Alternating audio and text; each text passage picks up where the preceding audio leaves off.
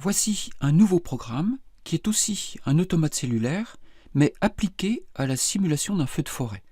Alors j'ai créé un nouveau projet et dedans j'ai tout préparé. Donc on a le code spécifique, donc sur un point C, la simulation d'un feu de forêt, et j'intègre également notre bibliothèque, notre embryon de bibliothèque d'outils. Et tout particulièrement, on utilisera la fonction blit, la fonction console cursor et également la fonction top. Alors, les include, alors on retrouve évidemment windows.h, time.h, console in out, c'est pour les fonctions kbit et getch, et puis nos outils. J'ai besoin de définir une taille pour la surface qu'occupe l'automate. Ensuite, je vais avoir besoin d'un seuil. Ça va me permettre de déterminer des valeurs au hasard pour le nombre des arbres quand on y arrivera. Et ça, c'est pareil, ce sont les différentes valeurs que pourront prendre chacune des positions. Soit il n'y a rien sur une position, soit il y a un arbre, soit il y a du feu, c'est-à-dire un arbre en feu, soit il a déjà été consumé et il est réduit en cendres. Comme dans l'automate précédent, on a deux matrices. On a la matrice originale qui est la forêt et en miroir une matrice save qui va servir au calcul, c'est-à-dire à la propagation du feu. Ça c'est compte feu, c'est-à-dire je compte ici le nombre d'arbres en feu, le nombre d'arbres enflammés.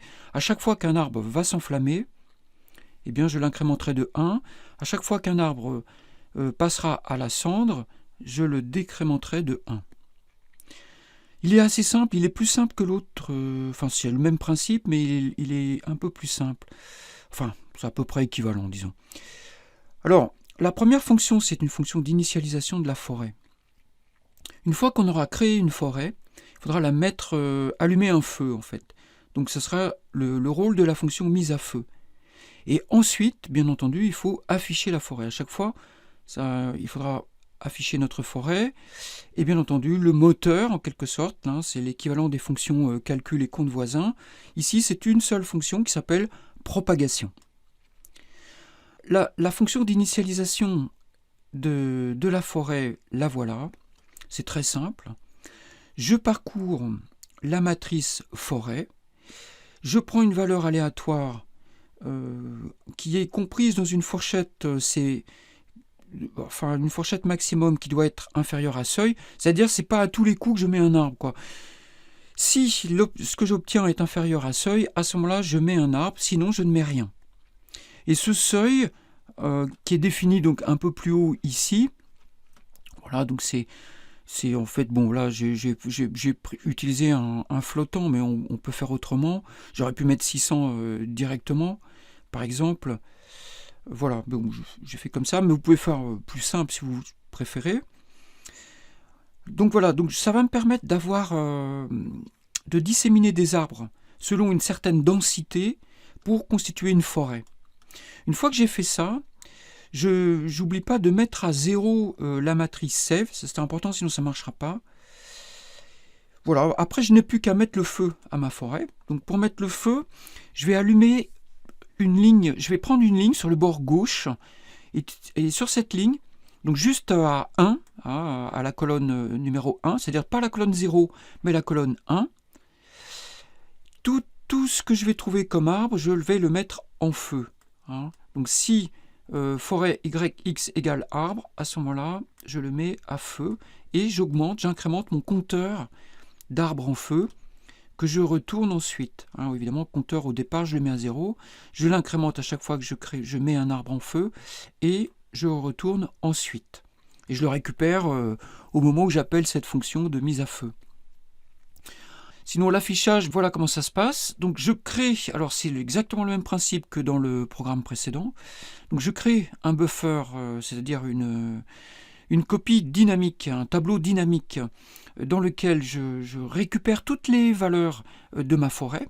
Hein. Alors c'est un tableau en une seule dimension, donc il faut passer de 2 dimensions à 1 dimension, mais ce tableau contient bien l'ensemble des données, c'est-à-dire tx fois ty, qui sont nécessaires à la recréation de la forêt. Alors c'est un tableau de Char-Info. Char-Info, c'est une structure qui fait partie de la librairie Windows.h et qui contient deux champs. Le champ Attribute, celui-là, hein, qui permet de stocker la couleur, et un union qui s'appelle char, qui peut prendre deux valeurs, soit la valeur ASCII char, soit Unicode char. Nous, je vais utiliser la valeur ASCII char.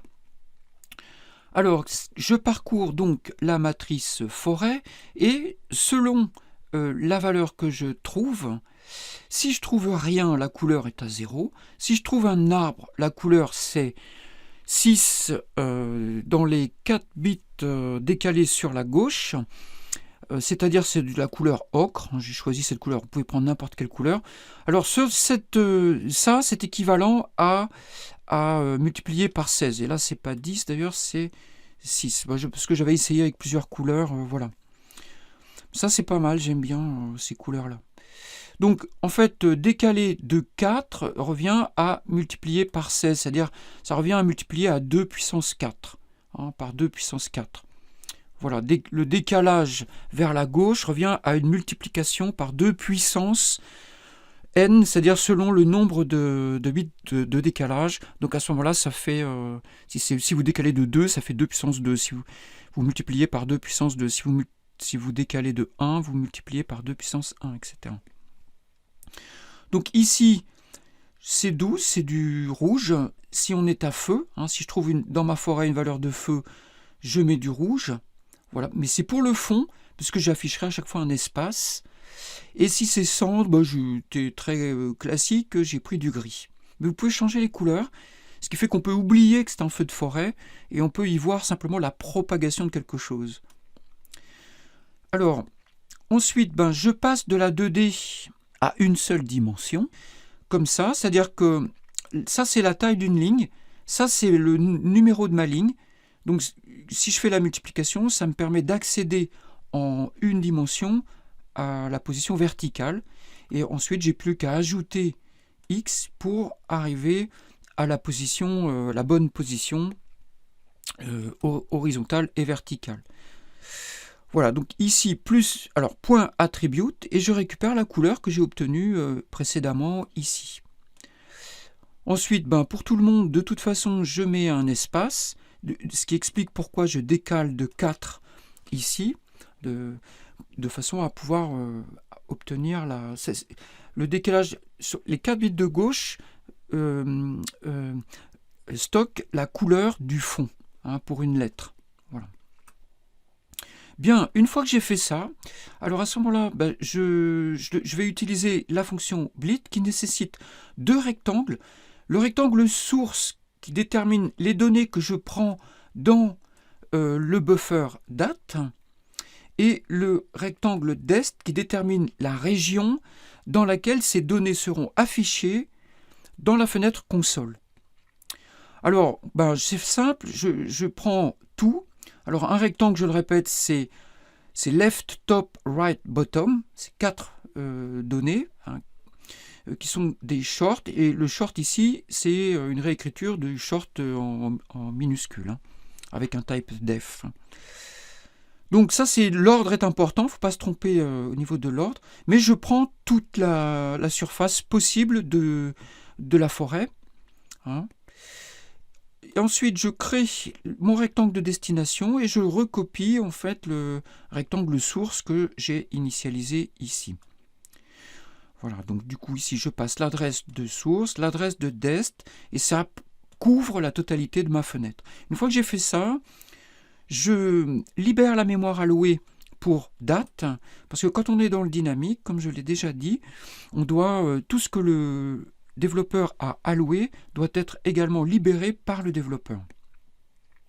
Voilà, une fois que j'ai terminé, je tournerai. Alors j'ai ajouté un contrôle d'erreur, donc j'ai récupéré l'erreur possible qui aurait pu se produire à l'application, à l'appel de la fonction blit. Alors au départ, rest est égal à false. Par défaut, ça ne marche pas en fait. Et normalement ici, si ça se passe bien, il va envoyer vrai, donc ça a marché. Et à ce moment-là, je retournerai ici vrai. Voilà. Voilà donc pour l'affichage et la fonction principale, enfin principale, s'il n'y a pas d'affichage on ne voit rien, mais disons le moteur de la propagation, qui est intéressant parce que vous pouvez vous en inspirer pour...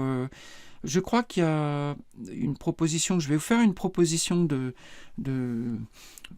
jeu, peut-être d'automate à créer. Et dans les propositions, il y a les élections et comment se propagent des idées, par exemple, dans une population ou quelque chose comme ça. Donc vous pouvez très bien vous inspirer de ce modèle. Alors je parcours la forêt et pour chaque position, je récupère la position qui est juste au-dessus, au nord, celle qui est juste au-dessous, au sud, celle qui est plutôt à l'ouest, donc sur la gauche, et l'est sur la droite. Alors je récupère à chaque fois donc ce que ce serait le nord. Hein. Alors comment je fais donc quand y est égal à 0, y-1 ça fait -1, donc l'écran est circulaire. Ça veut dire que là, dans ce cas-là, je vais chercher en fait la valeur de y va être égal à ty-1. J'ai mis un modulo ty pour... je ne sais pas pourquoi. Enfin, je le laisse parce que c'est par habitude, c'est pour être sûr qu'on reste bien dans la matrice.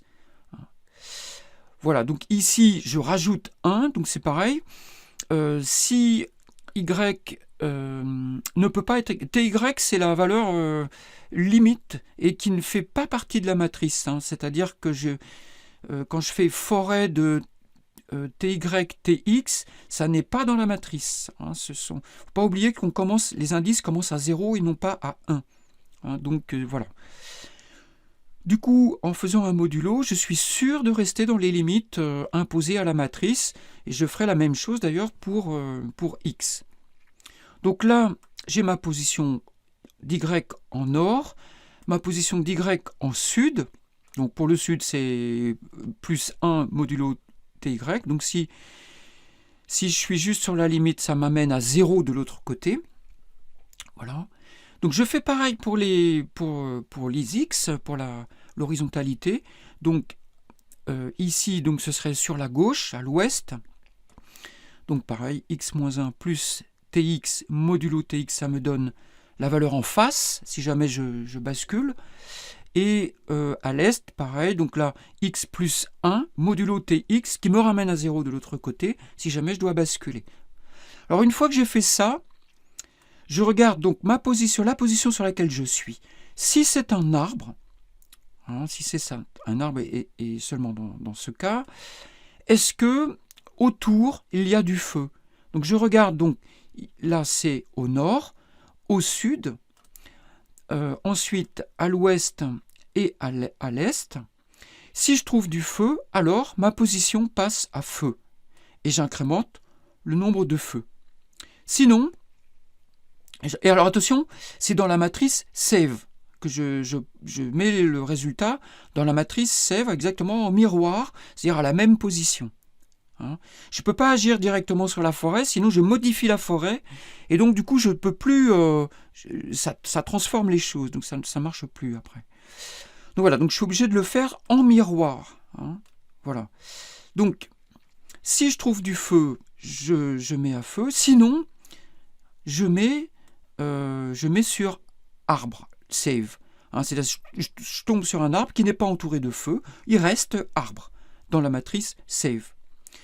Alors ensuite, si je ne tombe pas sur un arbre, alors si je tombe sur du feu, un arbre qui serait déjà en feu, dans ce cas-là, je le mets à cendre dans la matrice save et je décrémente de 1 le compteur de feu. Voilà, donc une fois que j'ai fait ça, je recopie la matrice save dans la matrice forêt, c'est-à-dire j'écrase avec les nouvelles valeurs la forêt dans son nouvel état. Hein, je mets la forêt dans son nouvel état. Alors la recopie, j'utilise la fonction memcpy. Donc ici c'est le bloc, c'est l'adresse de départ du bloc où je recopie. Ça c'est l'adresse de départ du bloc à partir duquel je fais la copie. Et ça c'est le bloc que je prends pour la copie. Donc c'est size of in que multiplie tx fois TY, c'est-à-dire je prends tout.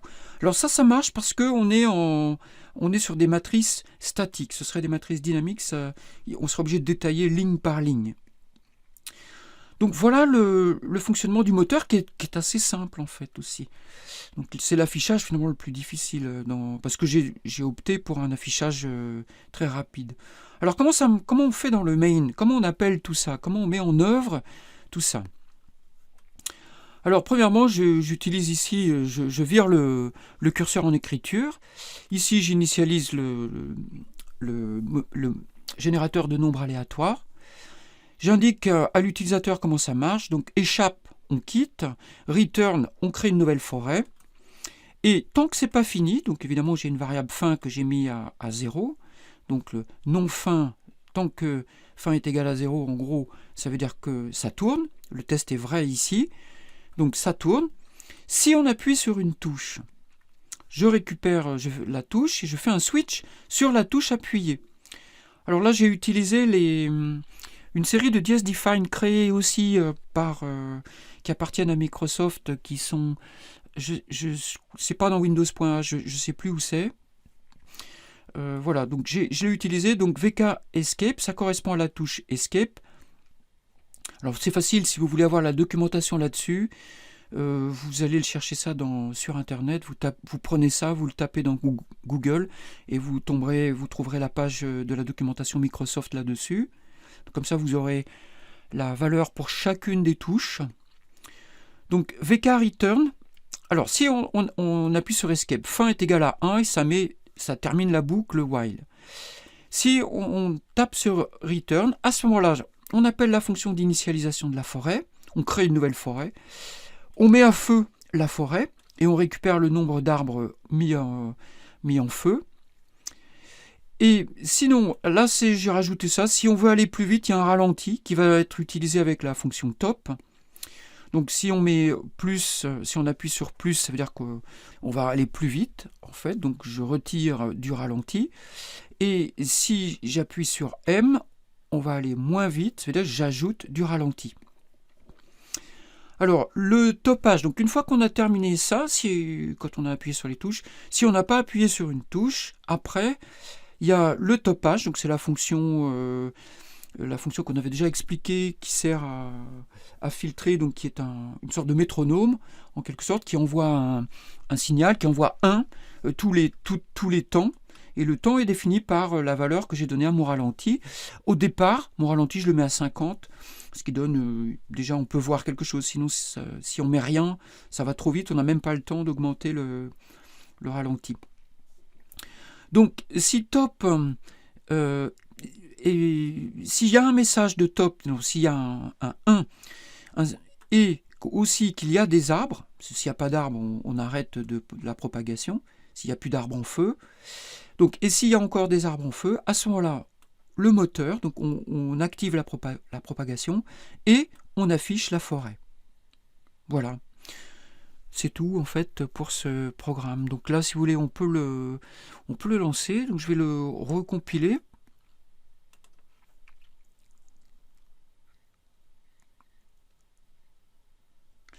Et je le lance. Donc ça, au démarrage, on a ça, donc à retenir. Donc si je fais nouvelle forêt, voilà, donc les couleurs, vous pouvez les changer. Alors vous voyez que là, justement, l'incendie s'est arrêté. Pourquoi? Parce qu'il n'y a pas de connexion. Si vous regardez, il n'y a plus de possibilité de mise à feu pour tous les arbres ici.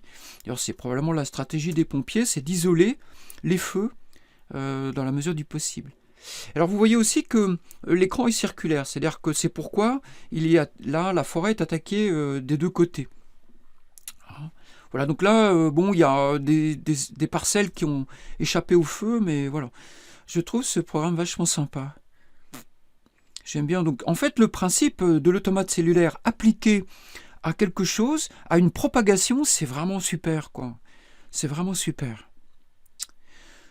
Donc voilà pour ce programme, pour cette simulation de feu de forêt. Alors vous pouvez, ce qu'on peut faire peut-être c'est, alors je vais mettre plus, voilà, plus vite. Alors si je vais plus vite, vous voyez, ça va très très vite. Et si je vais mettre moins, voilà, si je mets moins vite, on a le temps de voir plus. Voilà.